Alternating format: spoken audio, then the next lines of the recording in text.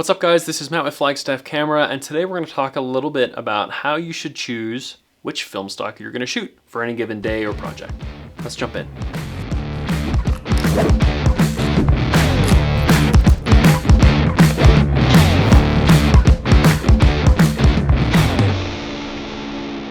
One of the questions we get asked the most at our shop at Flagstaff Camera is, what film should I shoot? And there's no real answer to that question. What follows is a series of questions that we ask you to figure out what you're shooting, why you're shooting, etc. So the first thing we're going to ask is typically, are you shooting indoors or outdoors? If you're going to shoot indoors, you don't want a low speed film. You need a little bit of speed. So indoors, I'm going to say 400, 800 or higher, right? Now, granted, you can push most films, especially if you're willing to be experimental a little bit, but indoors, consider a high-speed film. You can take something like a Portra 400, push it to 800, but at that point, why not just buy the Portra 800, the version that's supposed to be shot that way, right? Same thing with black and whites. You can take a Kodak Tri-X and push it to any speed, or pull it to any speed that you could possibly want, and it will do pretty well. But you might as well buy the P3200 if you're going to shoot indoors, right? So, indoors or outdoors, that's the first one. If you're going to do a little bit of both, pick a 400 maybe. That gives you a little bit of leeway depending on your camera, depending on your shutter speeds, the range that your equipment has. The next question we'll typically ask is, are you photographing people or are you photographing stuff, things, the outdoors? If you're photographing people, sometimes you don't want a film stock that will do strange things to skin tones. And there are several film stocks that will do some weird stuff. Typically they're specialty film stocks, but you gotta just kind of watch out for that. Portra, for instance, is very well known to do a very good job warming up skin tones, makes people look beautiful, alive, whatever. By contrast, Ektar 100, for instance, tends to be a little oversaturated, and it can do some strange things, make you look a little orange, etc. This is just what we found in our use. Your results may vary. So where are you shooting? What are you shooting? And then at some point it becomes important to ask, what kind of gear are you shooting?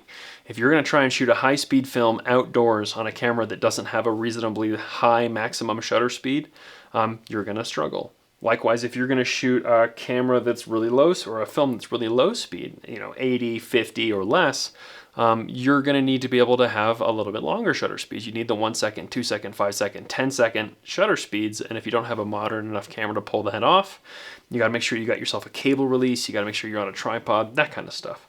And then after that, it's aesthetic, right? So we talked about Portra having that warming effect. Some people like it, some people don't.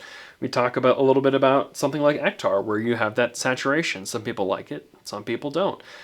And then there's the grain. Every film has its own grain, its own style, right? There's T-Max versus Tri-X, which, long story short, shoot them both, because you need to figure out which you prefer. But then you have, like something like Kentmere 100 is kind of a chunky, low-speed film. It's got kind of a hefty grain to it, versus an Acros 100, say, or even an Ilford 50, which is going to have a significantly finer grain. Some people like hefty, chunky grain. I'm one of those guys. I like a serious grain in my film. Some people hate it.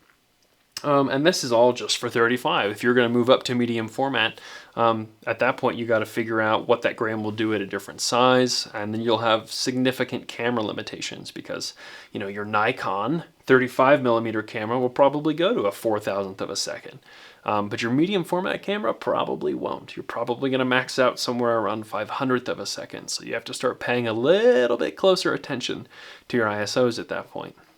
And then the last thing, we'll typically tell people is, yes, you can push and pull film. One thing to keep in mind is once you've decided to push or pull a roll of film, you're stuck there for the whole roll. So changing the ISO dial on the top of your camera mid-roll is not going to help you. It's going to hurt you. Don't do that. But let's say I decide I want to take my roll of 400 Tri-X. I'm going to push it to 1600. Why not? You need to know that if you're going to push and pull film, one, you have to tell your lab. So if you're getting it developed somewhere, make sure that you mark somewhere on the roll and on your order form, push to 1600 or, N+2.